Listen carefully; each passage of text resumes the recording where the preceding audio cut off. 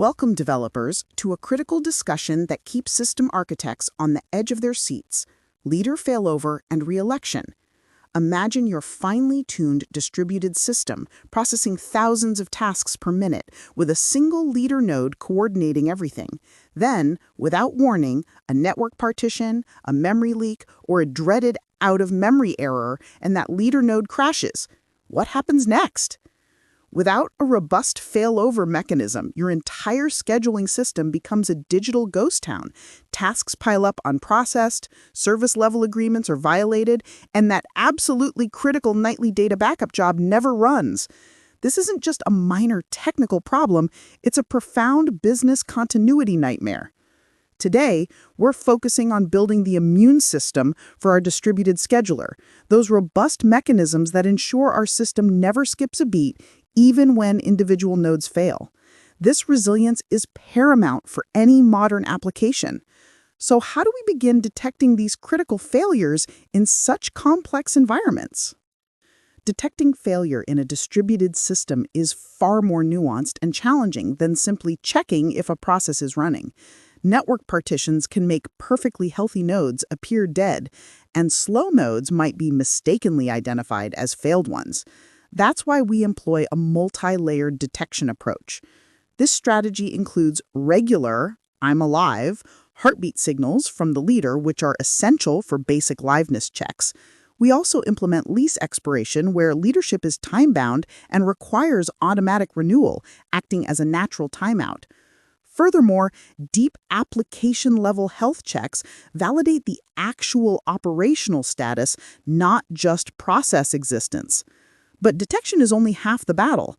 The most dangerous scenario is split brain, when multiple nodes simultaneously believe they are the leader. This can cause disastrous duplicate task execution, data corruption, and system-wide chaos. Our prevention strategy is equally robust, utilizing fencing mechanisms to prevent old leaders from performing operations. Generation numbers, monotonic counters that invalidate old leadership claims, and strict quorum requirements, demanding majority agreement for all leadership decisions. Once a failure is detected and split brain is prevented, how do we then swiftly and fairly choose a new leader? When a leader inevitably fails, we need a re-election process that is both deterministic and lightning fast. Our re-election algorithms prioritize several key aspects. First, stability, minimizing unnecessary leadership changes under normal conditions. Second, speed, ensuring quick convergence to a new leader, typically under 5 seconds. And finally, fairness, preventing any eligible node from being permanently excluded from leadership. This entire failover system integrates seamlessly with our existing task scheduler components. At its heart is the leader election service, which handles the complex coordination logic, maintaining leadership state, and managing transitions. It works closely with the task distribution engine to ensure a seamless handover of scheduling responsibilities. The health monitoring component continuously validates the leader's health, while the failover orchestrator manages the actual transition process when failures occur. Underpinning all of this is the database coordination layer, which provides the single source of truth for leadership state, leveraging optimistic locking and transactional guarantees to prevent insidious race conditions.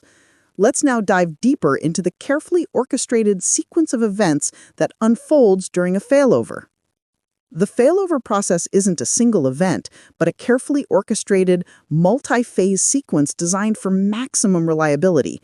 It kicks off with the failure detection phase, where our multiple mechanisms identify potential leader failure. This is followed by a crucial validation phase, confirming it's an actual failure, not just a temporary network hiccup. Once confirmed, eligible nodes enter candidate selection, proposing themselves for leadership. The election phase then deterministically selects a new leader using our priority-based algorithm. The system transitions as the new leader assumes responsibilities, and the old leader is safely fenced to prevent rogue operations. Finally, the system moves into the stabilization phase, returning to normal operation under new leadership. Throughout this process, leadership state flows through critical data structures. The leadership registry maintains the current leader's identity and election generation. Node health records track each node's last heartbeat and status, and election log provides an invaluable audit trail of all leadership changes, essential for debugging and ensuring system integrity. State transitions follow strict ordering. No node can claim leadership without first definitively confirming the current leader is unavailable. How does this play out in high-stakes production systems? In the demanding world of production systems, handling millions of requests, failover isn't just a feature, it's a necessity for survival. Companies like Netflix and Uber achieve sub-5-second failover times, making failures virtually transparent to their users. The key insight here is profound. Failure is not an exception. It's an expected operational mode. Your system's resilience is measured not by how rarely it fails, but by how gracefully and quickly it recovers. Our implementation highlights core components designed to embody this principle. We have the leader failover manager, orchestrating detection and handling failures, and the election coordinator, expertly managing the re-election process with robust conflict resolution.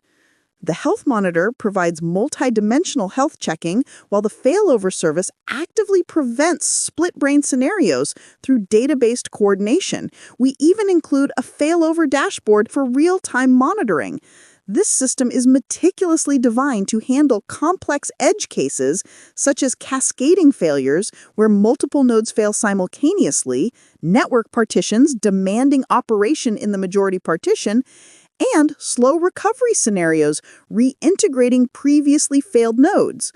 This robust approach ensures your distributed systems remain operational and reliable no matter what challenges they face.